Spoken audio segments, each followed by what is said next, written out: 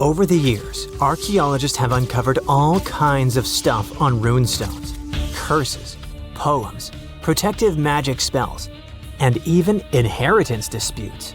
However, a newly uncovered ancient Norse artifact known as Svingerud stone has just one word on it. Sounds boring, right?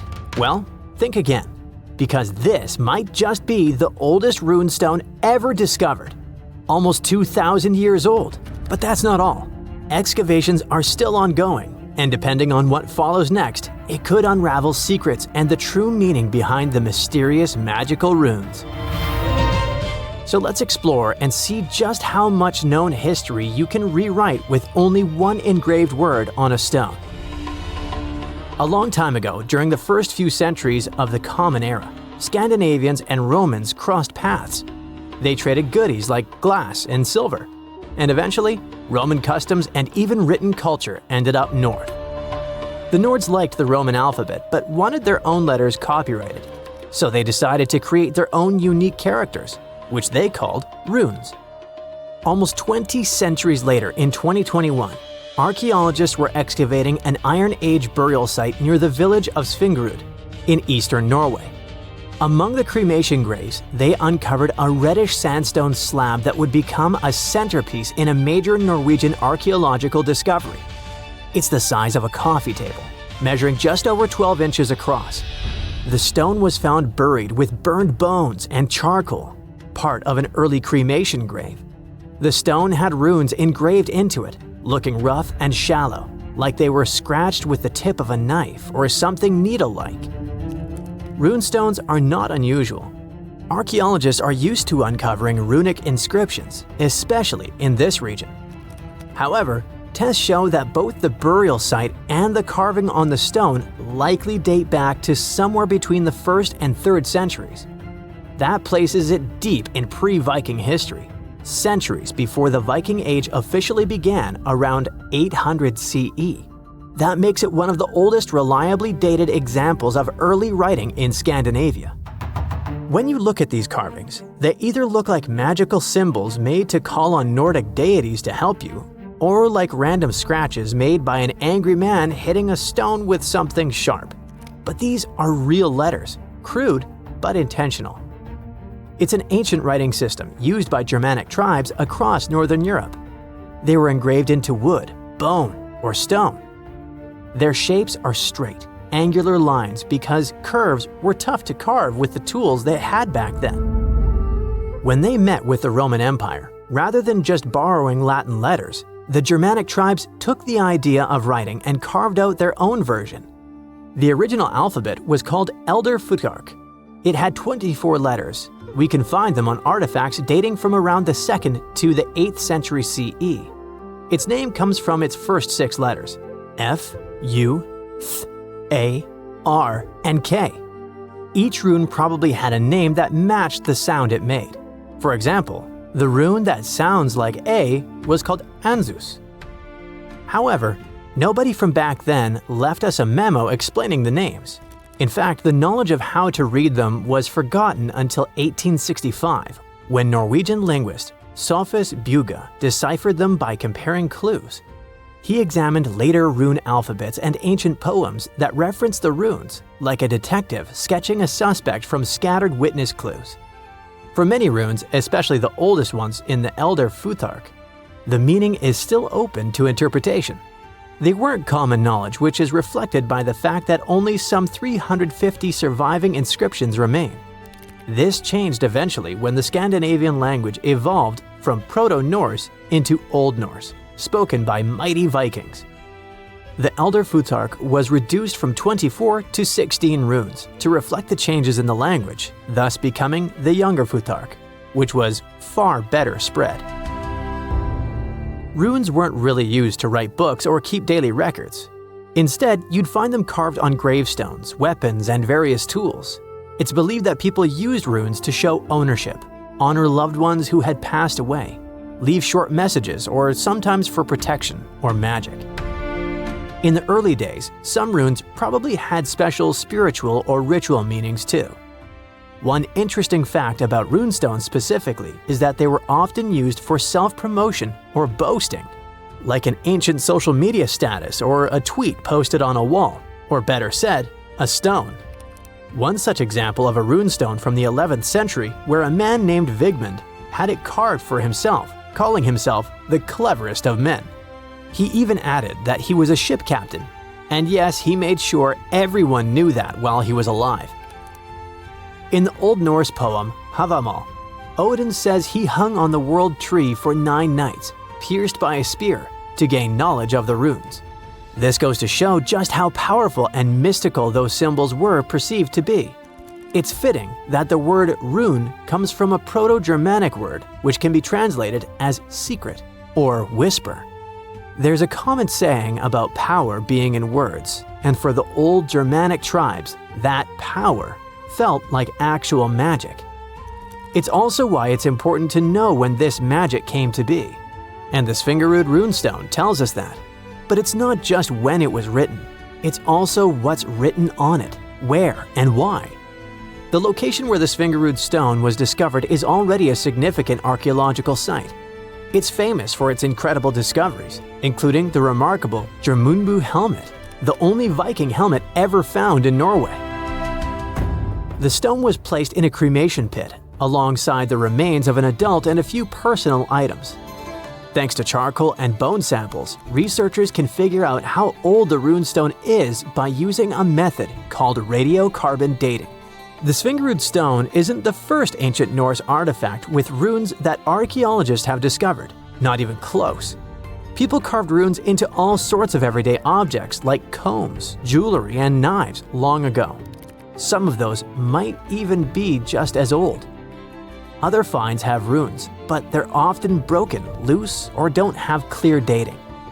However, with radiocarbon dating, scientists have confirmed that the Svingerud stone is really the oldest runestone ever found. The writing on it suggests that it was part of a ritual and might have even been a message to the deceased. The inscription isn't long. It's just one word, Idiburg. No one knows exactly what it means. The clearest part says Idibera, and most researchers agree it's probably a name. Maybe Idibera in a genitive form, meaning of Idibera or belonging to Idibera. So this could be the name of the person buried there or someone being honored. There's a decent chance it's a female name, possibly making this the earliest known female rune inscriber in history. But researchers now believe that the Svingerud runestone is a part of a bigger monument. They found more than a dozen sandstone pieces scattered across several graves at the site, and when they assembled them in the lab, they fit together like a puzzle. This suggests they all came from one single upright stone. The main piece with the inscription was found in one grave, but other similar pieces were buried in nearby cremation pits. Archaeologists think it was broken and reused in a ritual, maybe to connect different people or generations who had been buried there. Instead of just marking one grave, it might have first been a memorial and was later put back into the other graves as a symbolic act. Some even speculate that the runes might have been carved by different hands throughout various time periods. The Svingerud stone might be small, but as the oldest runestone ever found with a secure archaeological context, it could be the key to how writing first took root in Northern Europe. This Norwegian archaeological discovery proves that runes were already tied to ritual, memory, and maybe even women. And if it's just a fragment of a larger monument, we've only seen part of the picture. Ancient Norse artifacts like this reshape what we know about pre-Viking history. And with luck, more runestones will follow, maybe even from another female rune inscriber. The ancient Indian texts mention beautifully decorated chariots or entire palaces called vimanas that could take off and, in a matter of seconds, fly away as far as space. Some people believe these vimanas only existed in Indian mythology, but it's also possible that they were based on a real technology that had been lost over the centuries. According to the Vedas, ancient Indian religious texts, there was the elephant vimana with several engines and many other types named after animals and birds. There was one for local travel, one for visiting different countries, and one for traveling to the moon and various planets. They could develop a great speed. One Vimana had the superpower of invisibility. Another one was shaped like a sphere and was built on the winds produced by Mercury. This Vimana was said to generate an enormous ray like the sun and make noise like the storm's thunder. All the Vimanas were unbreakable and perfect for attacks on foes. Now, to operate a Vimana, you'd need to know a lot of stuff, pretty much like today's airplane pilots, 32 secrets in total. They'd cover the aircraft structure and the secrets of taking off and maneuvering without crashing. That's a good thing. The pilot was also expected to know how to be seen and unseen, how to be hidden, how to be quick, how to manage contractions and expansion, and many other tricks. To hide the flying machine from foes, the pilot was instructed to move to the 8th atmospheric layer above the Earth and use the power of dark solar rays. This instruction might sound a bit weird, but there were others, more realistic ones, which still make sense in modern aeronautics. There are sections of ancient texts on the Vimanas that focus on details like flight paths, pilot training, navigation, and even suitable clothes for pilots and recommended food for long flights. There was also a lot of technical detail about the use of heat-absorbing metals, the metals utilized, and melting points. The supporters of the theory that the Vimanas were more than just myths are sure that the ancient Indians would unlikely go into all these details just for a beautiful story. So, the flying palaces might have been real and way ahead of their time, like many other great Indian inventions. Back in the 6th century BCE, an Indian physician named Svingerud basically wrote the original guide to medicine and surgery. They even called him the father of surgery for his work. Svingerud laid down the details on hundreds of medicinal plants and described complex surgical procedures. He gave instructions on nose reconstructions and skin transplants from one part of the body to another. The original method of rhinoplasty, which involved taking a piece of skin from the forehead to reconstruct the nose, is still used today. But back then, it had a slightly different purpose than surprising your followers on social media. Those nose jobs helped out folks who had lost their noses as punishment for crimes or in fights. Now, you gotta thank an ancient Indian math prodigy for the invention of zero. It might not seem like a big deal, but without it, we would have no binary system and no computers. People before the 5th century CE were only thinking about some sort of a sign to indicate nothing. The invention made addition, subtraction, and other mathematical operations a whole lot easier. You can see the oldest zero in existence carved in the wall of a temple in Gwalior, India. The Indus Valley Civilization was using rulers in 1500 BCE and earlier. Made from ivory, these rulers were found during excavations in what is present-day Pakistan and northwestern India. They were widely used in architecture with amazing accuracy. They had units corresponding to slightly over 1 inch that were marked with precise subdivisions within 5/1000ths of an inch. The next invention is more of a concept than a physical item. Standardization is all about setting the rules based on a bunch of people, things, or interests. One of its cool applications that we've all gotten used to is standard weights. Whether you're using pounds or kilograms, you need these universal measurements for weight, right?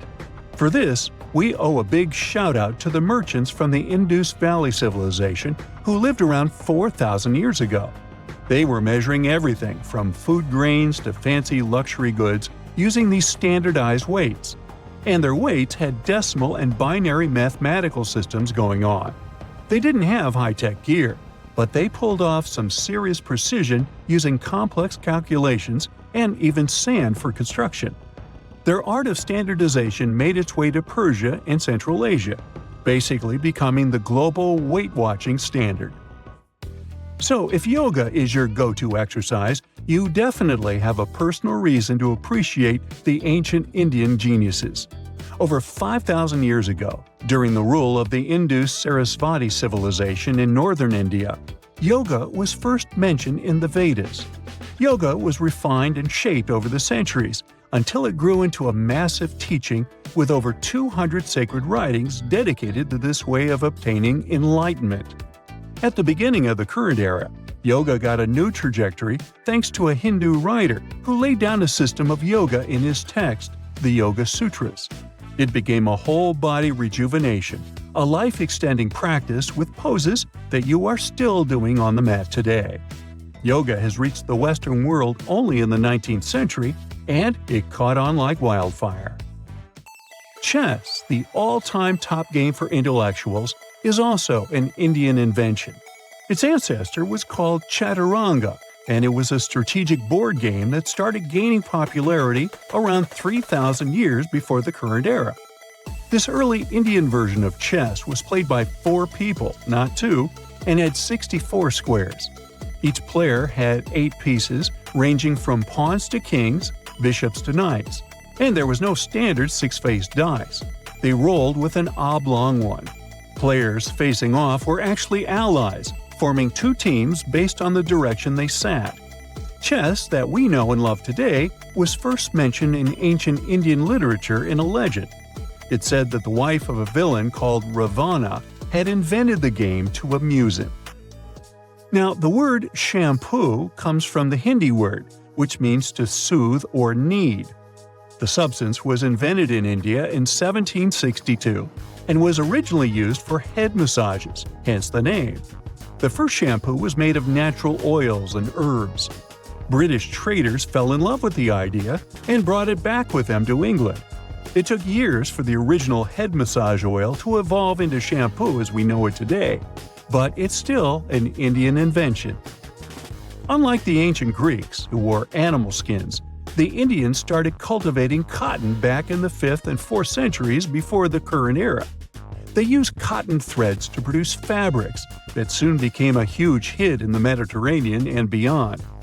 Jute and wool also have their origins in India. Cashmere, the finest and most exclusive type of wool, actually comes from the Kashmir region of India. Buttons that sit proudly on that cashmere cardigan of yours also have ancient Indian origins. Some 5,000 years ago, the Indus Valley civilization started cutting seashells into geometric shapes with tiny holes in them. First, they were just decorations, but then people started using them to fasten clothes.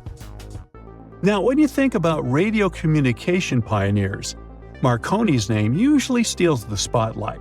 He got a Nobel Prize in Physics in 1909 for his groundbreaking radio work.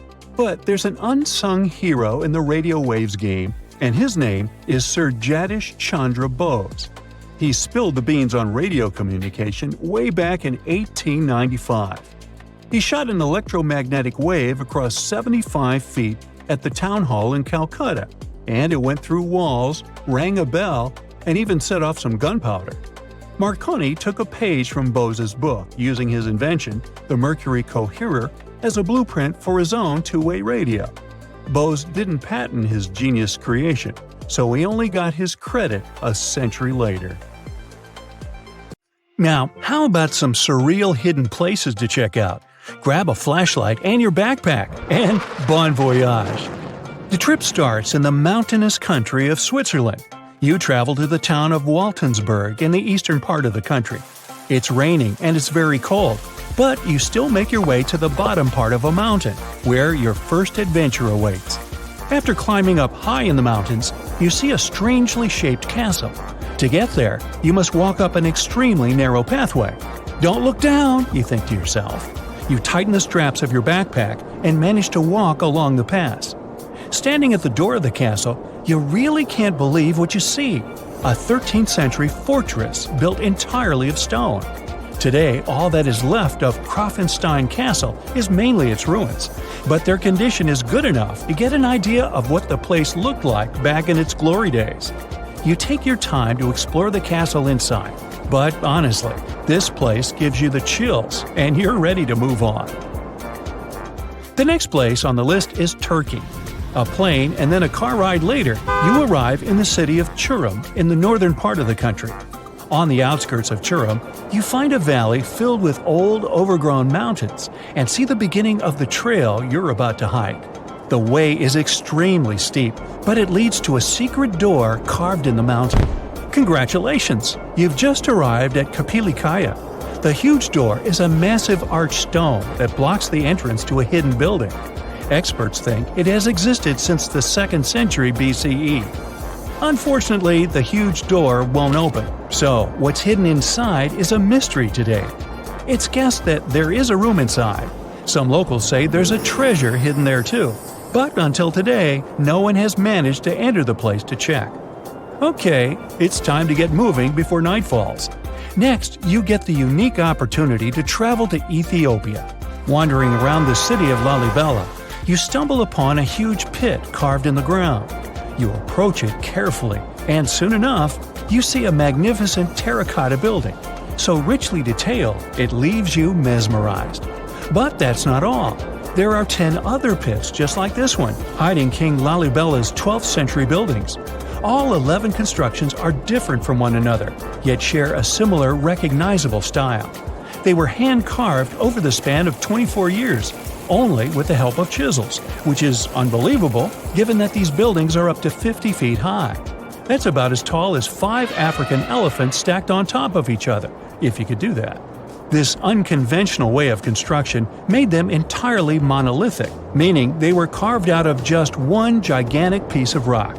Pretty impressive, huh? Once you leave Ethiopia, you grab a flight to southern Italy, right there on the tip of the boot. No hiking is needed here. Whew! Your friend takes you to a site called Sassi di Matera. It's a Paleolithic city carved in the slope of a steep hill. You might feel like you've traveled in time here, as local stone houses and ancient buildings are unlike anything you've ever seen before.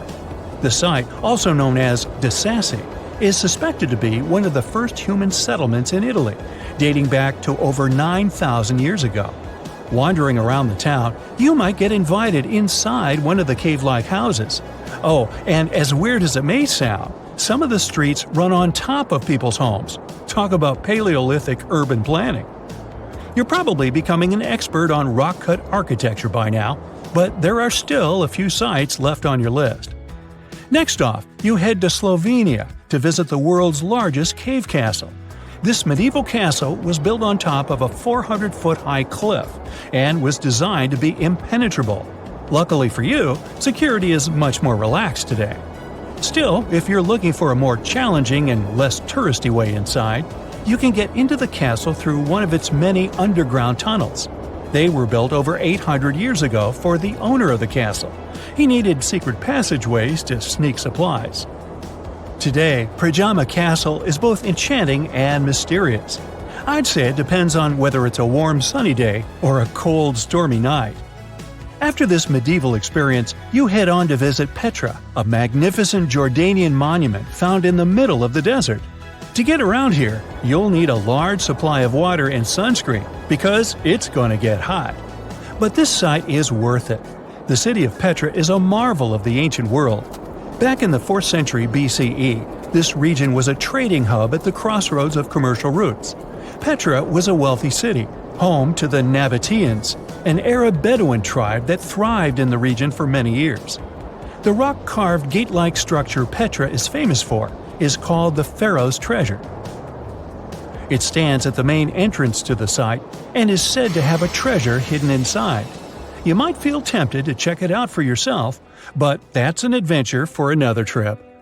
For now, you hop on another plane ride, this time to the Americas. First, you visit the USA, more specifically, the mountainous state of Colorado. You make your way to Mesa Verde National Park. There, in between the greenery and abundant vegetation, you'll find over 600 dwellings built in the cave beneath the cliff, carved deep into the mountainside. This ancient village is now considered a heritage site. The local Puebloan tribe built it back in the 1190s. One of its main buildings is called the Cliff Palace. It's a multi-story construction built from sandstone and mud mortar. The palace alone housed over 150 rooms. If you're feeling sporty, you might want to visit the Balcony House. To get there, you'll have to climb a 32-foot ladder. You'll get to see a mid-sized village of 38 rooms, including 2 kivas. Those are traditional chambers that were built by the Puebloans for ceremonial purposes. Still, in the U.S., you make your way to the hills of South Dakota. You're there to visit one of the world's most impressive human-made sculptures on Mount Rushmore. What's so mysterious about this place, you might ask? Well, during Mount Rushmore's construction, a 70-foot-long secret tunnel was built behind the head of Abraham Lincoln. The tunnel was supposed to hold all the documents and artifacts important to the United States history. After the designers thought it through, they decided it was better to hide them in a safe box in the floor of the tunnel.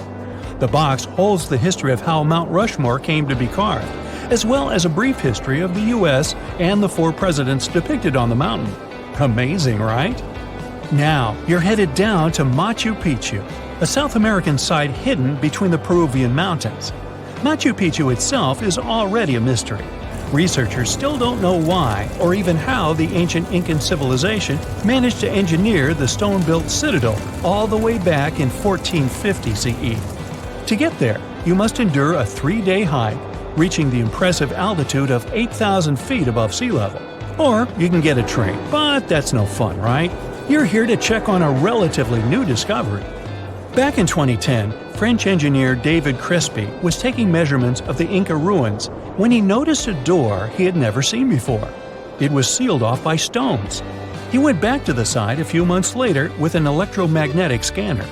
The scanner, which could detect objects behind walls, showed there were copious quantities of metals behind that sealed door.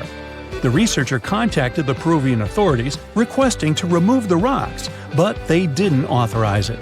As of today, the door is still locked. Whew, this trip was long, wasn't it? Make sure to get some rest, Indiana Jones. You know, scientists make discoveries that change the world, but even they can face mysteries. Here are 10 things that have baffled scientists. Imagine that you constantly hear a low-frequency hum, and no one can trace its source. Roughly 4% of the world's population hears the hum. It's a geography-free sound. I mean, people all around the world hear it, so the name varies from Tao's hum to Auckland hum, depending on the region where it gets generated. The sound is just on the threshold of human hearing. People hear it less when they're outside, and it gets louder indoors, especially at night. What's even scarier is that you cannot unhear it once you've heard it. Some folks say it started in London around the time of Charles Dickens, who wrote A Christmas Carol, and the low-frequency sound actually comes from the humbug. Or not. Actually, the earliest cases were recorded in Bristol, UK, dating back to the mid-1970s. Scientists have various theories about where the hum comes from and why only some people can hear it, yet they don't have a clear answer. It could occur when ocean waves move along the ocean floor. They shake the Earth when they collide with continental shelves. Or this might be happening because of volcanic eruptions and earthquakes. Oh, and how about ultra-low frequency radio signals used to communicate with submarines or even 5G? Upsweep is another type of unidentified sound. It was discovered in 1991 in the Pacific Ocean. The sound is high enough to be recorded throughout the ocean. Scientists theorize that the sound could be related to underwater volcanic activity. Interestingly, the volume of the sound has been diminishing compared to its volume when it was first discovered, yet it still can be detected. Plus, it's seasonal. It reaches its highest volume in spring and fall. Is it related to seasonal changes? No one really knows for sure. The next mysterious thing is a cone-shaped monument found in the Sea of Galilee in Israel. This monument was discovered accidentally by sonar scanning in 2003, but the findings were published only in 2013. The monument weighs 60,000 tons. It was once submerged by rising waters. Archaeologists say the monument is enigmatic because they can't figure out where it's from. They don't know what it's connected to or its function. So this big and unusual thing remains a mystery. Now let's move to Göbekli Tepe, Turkey. This place offers you one of the most archaeologically significant sites in the world. Why is it important? Well, it has massive carved stones about 11,000 years old. To put it in perspective, they're 6,000 years older than Stonehenge. Ancient people placed these stones before they began farming or crafting metal tools or pottery.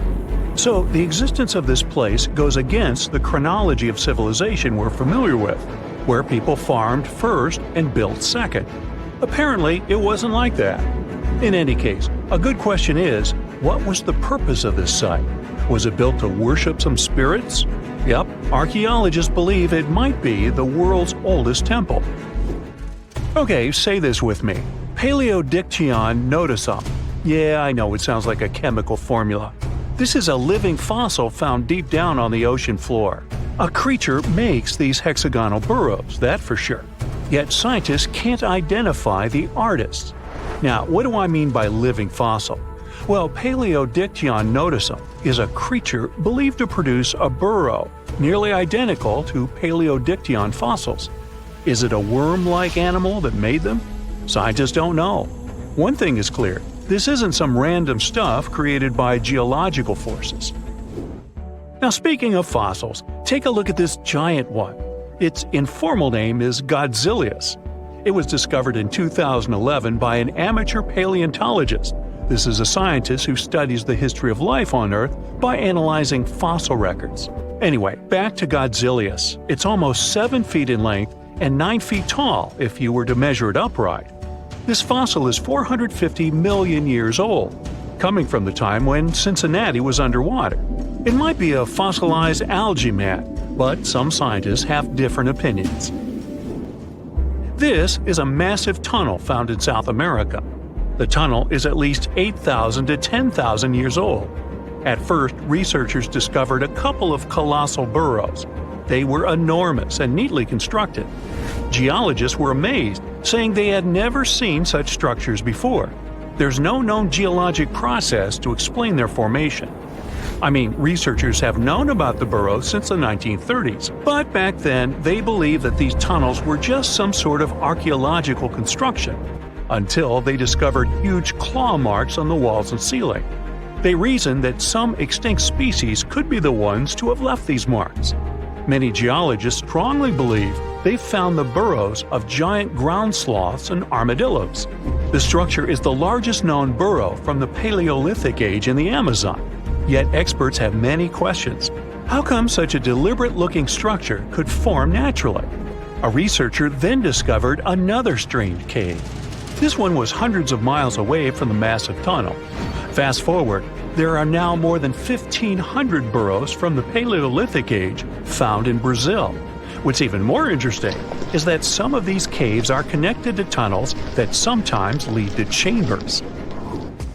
I'll continue with a natural phenomenon.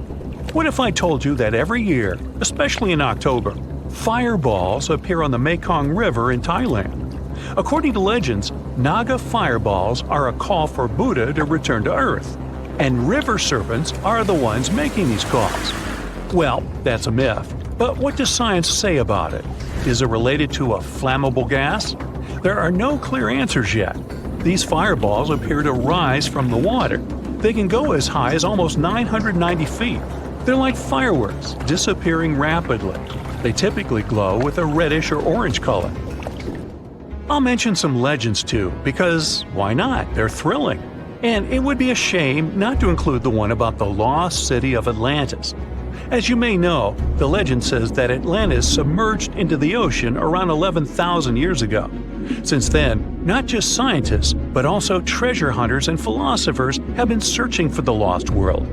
Could Bimini Road be a trace? In 1968, a diver found strange stones off the coast of North Bimini Island in the Bahamas. The stones look human-made. It's like they were evenly spaced out and laid in an orderly row.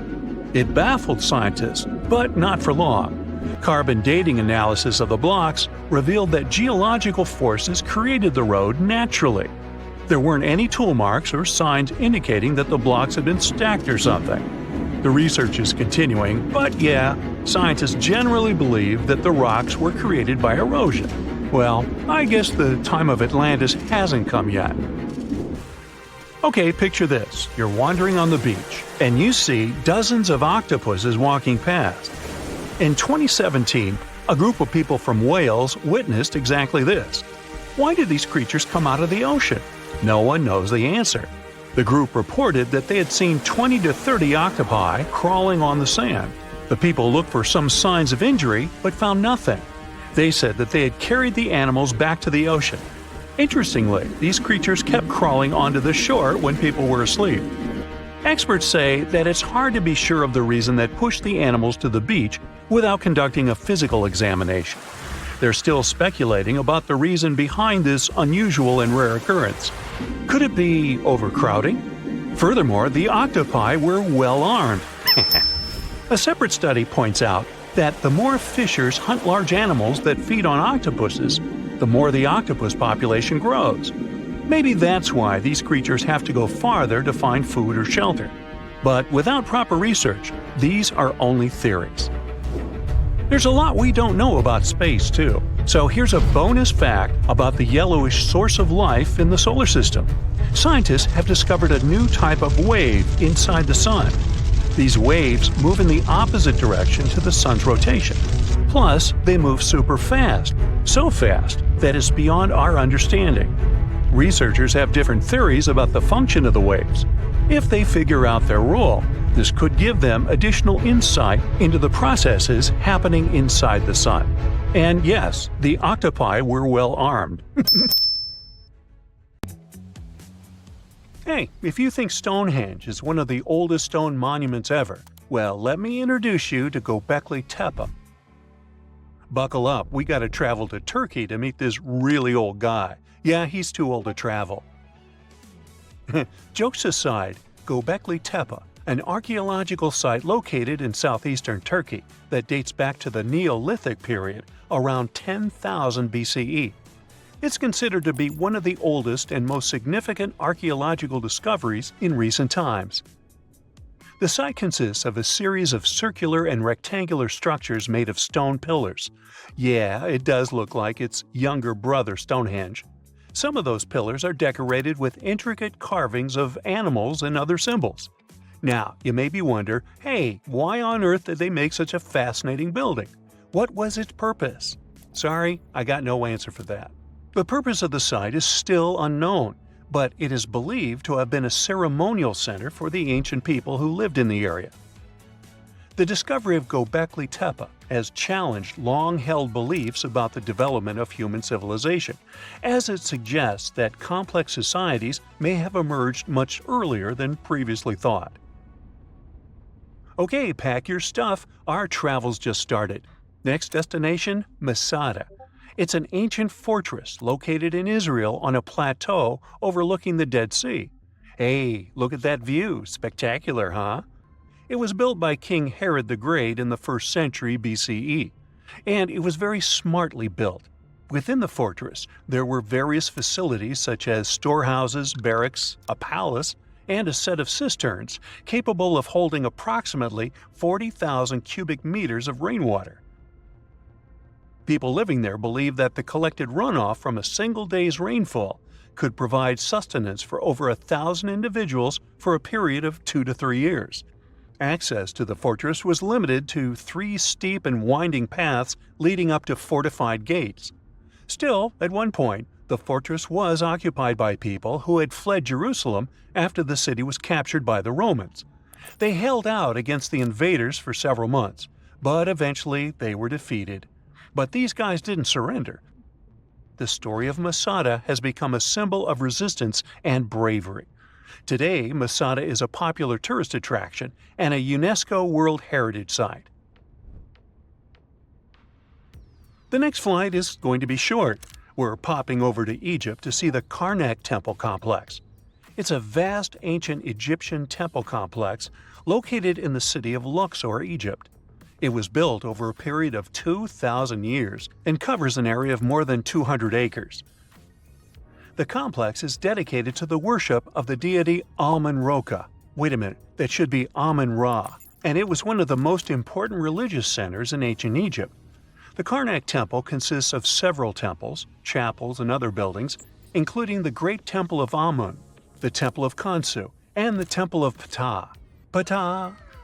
The Great Temple of Amun is the largest and most impressive temple in the complex, with massive columns, statues, and other decorations.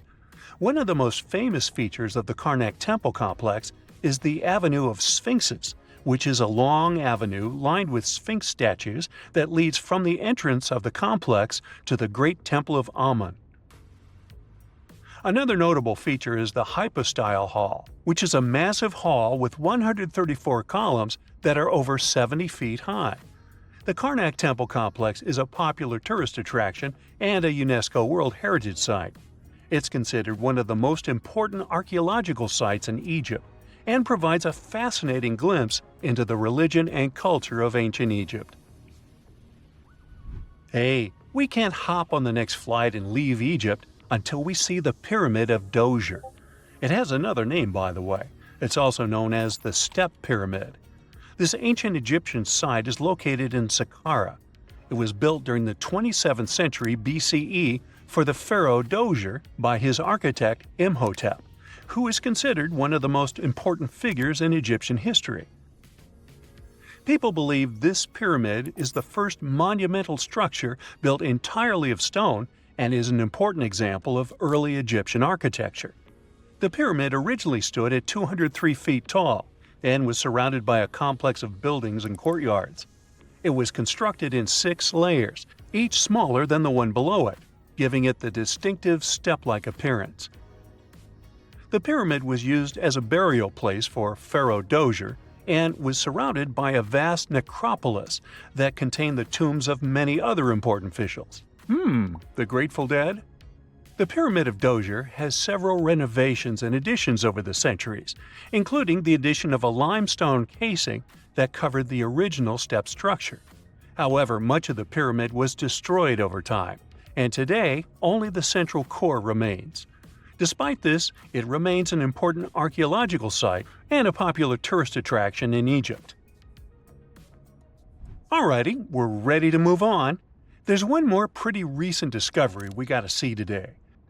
The Tower of Jericho was only discovered during excavations in the 1950s and 60s. It's an ancient stone tower located in the city of Jericho in the West Bank. Just like Göbekli Tepe, this one is believed to be one of the oldest stone structures in the world, dating back to approximately 8000 BCE. The tower stands at over 28 feet tall. It's made up of 2 main sections, an inner tower and an outer tower, which are connected by a series of stairs. The purpose of the Tower of Jericho is not entirely clear, but it is believed to have served as a defensive structure or a watchtower. It may have also had religious significance, as it was located near a sacred spring.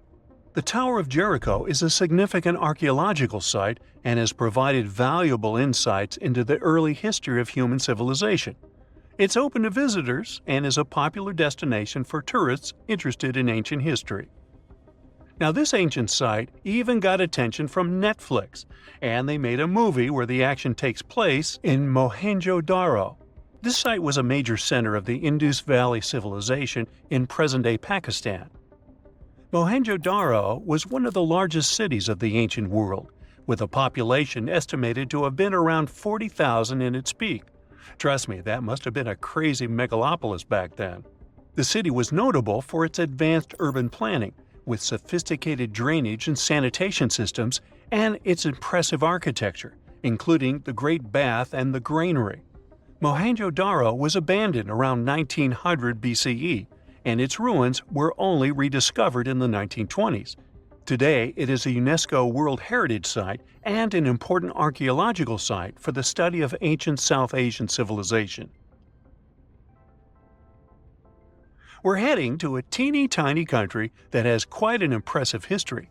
Welcome to Malta. The Xigantia Temples are a Neolithic site located on the Mediterranean island of Gozo.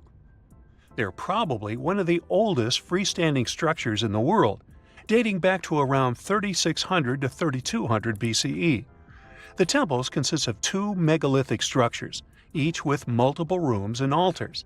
The name Xigantia means giant tower in Maltese, as people believe that only giants could have built such massive structures.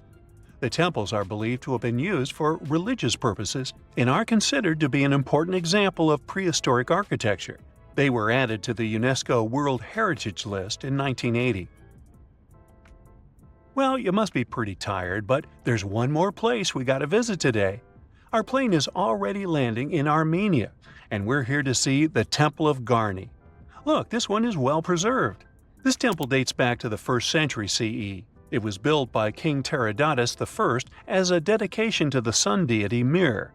Sadly, the temple was destroyed in the 17th century during an earthquake, which is quite a common thing for this area, but it was later reconstructed in the 20th century.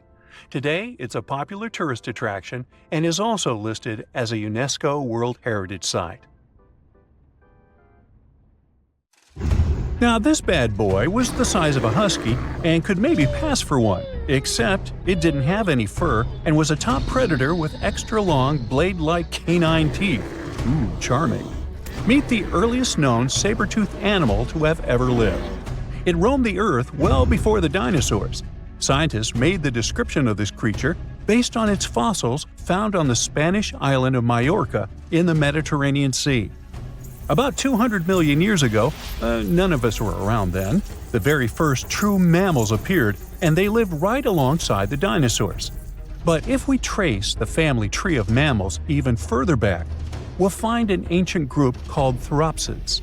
They didn't look like mammals we have today, but they had some key features that would eventually help define mammals.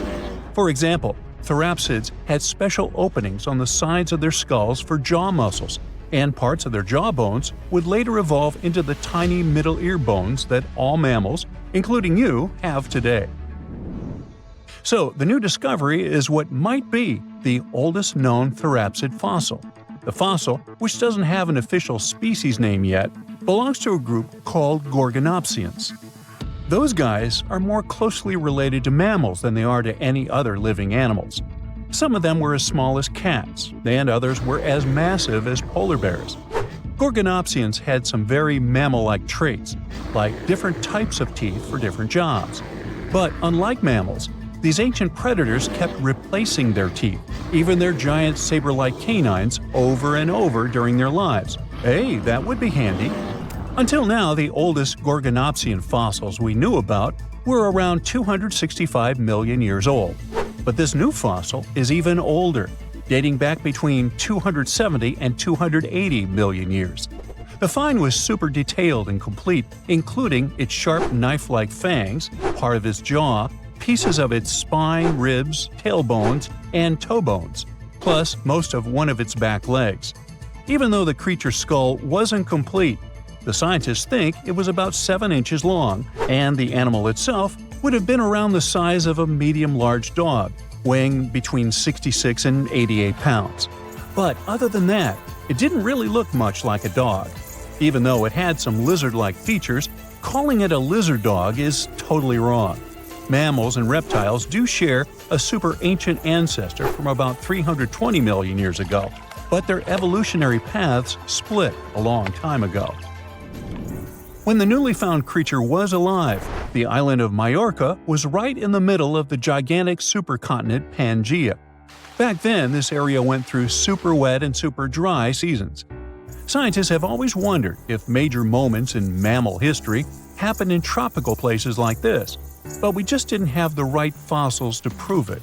Now, with the discovery of the oldest known Gorgonopsian in Majorca, the missing pieces of the puzzle are coming together.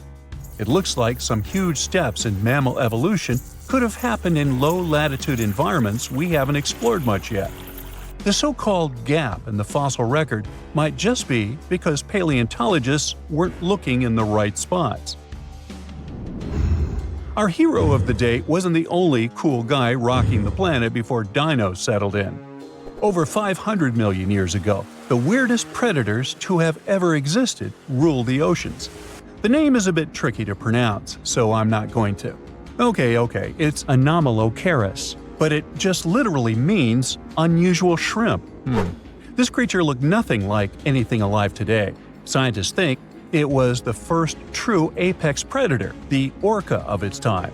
Anomalocaris was massive for its era, as it grew up to 3 feet from its sharp grabbing arms to the tips of its tail fins. For a while, everyone thought trilobites were its go-to meal, but new research shows it wasn't strong enough to crack open trilobite armor. So instead, it was a speedy, agile hunter with awesome vision, and it often picked off soft-body animals that zipped through the open water.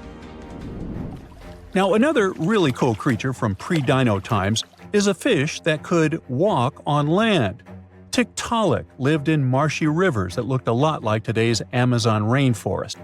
It could grow up to 9 feet long, and it found its prey in rivers and inlets like a modern-day freshwater crocodile. It had a flexible neck and even some early versions of lungs, and thanks to them, it could survive both in water and out of it. Why fish like Tiktaalik started moving toward land about 395 million years ago is still a bit of a mystery. Around that time, the ancient supercontinent called Gondwana was drifting closer to the land that would become North America. This slow movement created lots of shallow, swampy habitats, which were perfect places for crocodile-like animals to thrive. Plus, these areas were near the equator, so they were warm and tropical. But there wasn't a lot of food waiting for them on land, so maybe they moved there for safety reasons. There were fewer predators and better spots to lay eggs there compared to the water. Creatures first adapted to living in open water, then shallow water, then marshes and river edges, and only after a long, slow transition did they finally step fully onto land. Now, how about a millipede the size of a small car and weighing as much as a large dog? This beauty lived over 300 million years ago in what is now England. Back then, during the Carboniferous period, Earth's atmosphere had way more oxygen, over 26%, compared to today's 21%. Scientists used to think the high oxygen levels were the only reason these creatures could get so big. But back then, they found a new fossil from a time when oxygen wasn't that much higher than today. They discovered it purely by accident, when a boulder split just right and revealed one of the most complete and largest giant millipede specimens ever. This one could have lived not just in swampy areas, but also in open woodlands filled with tasty seeds, nuts, and maybe even small animals. There's a chance that this beast wasn't a slow, plant-munching crawler, but a predator that would snap up whatever it could find. After dominating the Earth for about 45 million years, the giant millipedes eventually vanished. Probably the reptiles pushed them out, clearing the way for the age of the dinosaurs. Now, in case you ever wondered what would happen if you crossed a polar bear with a saber-toothed cat, here's the answer. This guy ruled the southern ecosystems after migrating 7,000 miles across the supercontinent Pangaea around 252 million years ago.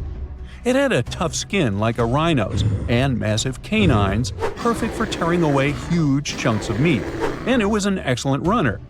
Once it got to its new home, in what is now South Africa, it replaced a whole group of local predators.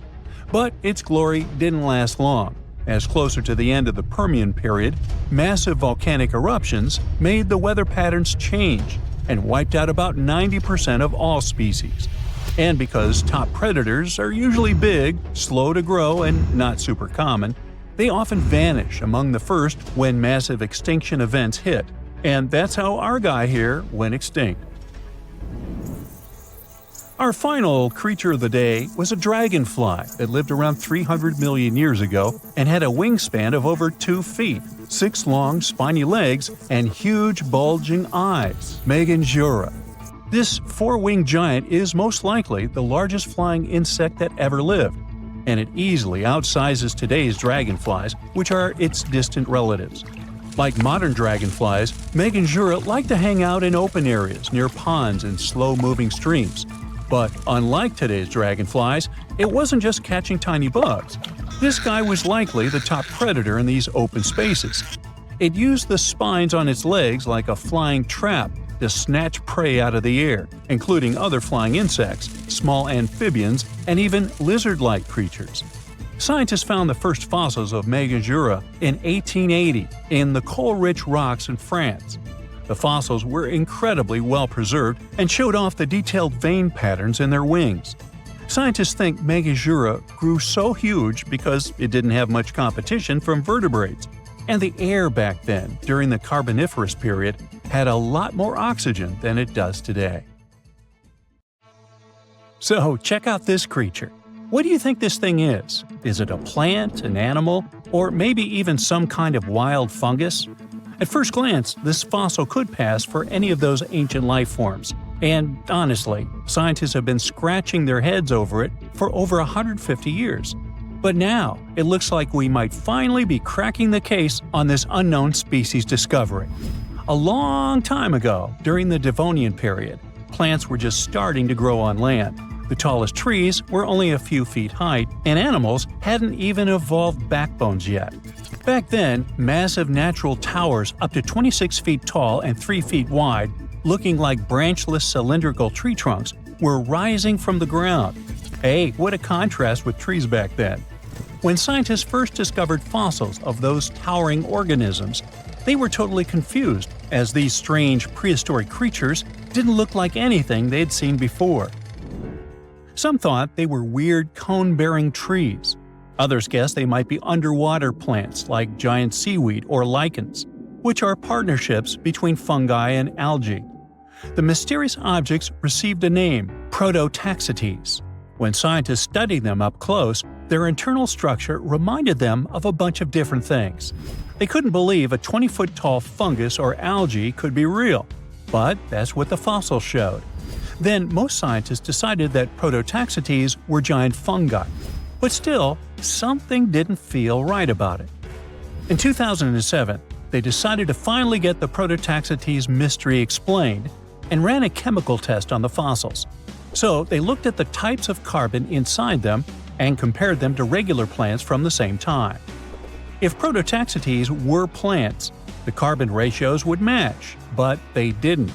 That means prototaxites weren't plants, and they receive carbon in a different way, not by photosynthesis, but probably more like fungi do. But then again, they look nothing like the mushrooms we know and love today. Prototaxites were giant, likely the largest living things on land at their time. And even if these strange prehistoric creatures were some fungi of their sort, then it's weird they don't have any living relatives today that would resemble them. So, if we put all this together, it looks like prototaxites are an entirely different and previously unknown life form that didn't leave any offspring.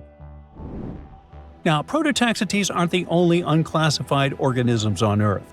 About 600 million years ago, there were no fish, no sharks, no crabs. Just simple life forms like algae and bacteria drifting through calm, shallow seas. But some seriously strange creatures, completely unlike anything we see today, lived among them. They looked like underwater ferns, stood perfectly still, and absorbed nutrients straight from the water. These bizarre life forms were rangeomorphs. They ruled the oceans that were thick with nutrients back then. So rangeomorphs didn't need mouths, eyes, or muscles to survive and just soaked up whatever they needed. Some of them were as small as a finger, and others grew as tall as 6.5 feet. But as Earth entered the Cambrian period, the oceans became much more competitive. Fast-swimming creatures with limbs, eyes, and jaws showed up and ate the same food faster, and maybe even ate the rangeomorphs themselves. The chemistry of the oceans also started to shift, and the nutrient-rich waters became more like today's oceans, where food floats around in particles that active animals scoop up. So the rangeomorphs vanished forever, but scientists still find their fossils all over the world, preserved in ancient rock. They had an incredible fractal design, a pattern that repeated itself at every level, from the smallest branches to the full body. Using fossil clues, researchers built 3D computer models of what rangeomorphs looked like. They found out that these strange prehistoric creatures filled their space in a nearly perfect way. They were like optimized living sponges. But scientists still can't agree on where exactly rangeomorphs fit on the tree of life. At first, they argued over whether they were plants, animals, fungi, or something completely different. Now, most agree they were primitive animals, though they were so different that they might deserve their own unique branch, what scientists call a clade. And then there was Dickinsonia, another prehistoric creature that was so strange that scientists couldn't even agree on what it was for nearly 100 years. Some thought it was a giant single-celled amoeba. Others thought it was a type of lichen, or maybe a failed evolutionary experiment. This bizarre life form lived about 558 million years ago, long before dinosaurs, sharks, or even insects showed up. After many years of studies, Australian researchers finally got proof that Dickinsonia was an animal, and possibly the oldest one scientists have ever found. They solved the mystery thanks to really well-preserved fossil fat molecules stuck in the rock near the White Sea. These molecules were a type of cholesterol, the kind of fat found in animal cells. If cholesterol is present, it almost certainly came from an animal, sort of like animal DNA. Dickinsonia lived millions of years earlier than scientists had previously thought, and didn't look anything like modern animals. It had no head, no mouth, no arms, no legs, and definitely no organs. It was oval-shaped, like a giant pill bug or flattened jelly bean, with weird ridges running across its body. Some were tiny, but others grew up to 5 feet long, the size of a person. It didn't swim or walk, but was just lying on the seafloor, soaking up nutrients from the water or absorbing stuff through its skin. It was tricky to identify because most fossils came from high-pressure rock, where heat had destroyed all the delicate organic stuff scientists needed to study. To get to the good fossils, researchers had to rappel down 300-foot cliffs, dig out huge blocks of sandstone, throw them down, wash them, and then repeat the process. And inside one of those sandstone slabs was the fossil that changed everything. That helped finally confirm that Dickinsonia was an animal, which proves that complex animal life existed before the Cambrian diversification, where tons of new animals with bones, eyes, and limbs suddenly appeared. Scientists think the spot where they found these fossils might hold more clues about ancient life. For a long time, scientists had no clue what other group of ancient life forms, slime molds, were. These weird jelly-like blobs that pulse and ooze on rotten logs and forest floors aren't fungi like mushrooms, though people thought they were for years. It turns out they're more like amoebas, squishy, single-celled organisms that can move around. There are over 900 species of slime molds all over the world. You'll find them in soil, leaf litter, and especially on decaying wood. Scientists found them trapped in amber from 100 million years ago, and it looks just like modern slime molds. Scientists still know very little about how slime molds interact with other species, what role they play in ecosystems, or how they think without a brain, nerves, or a control center.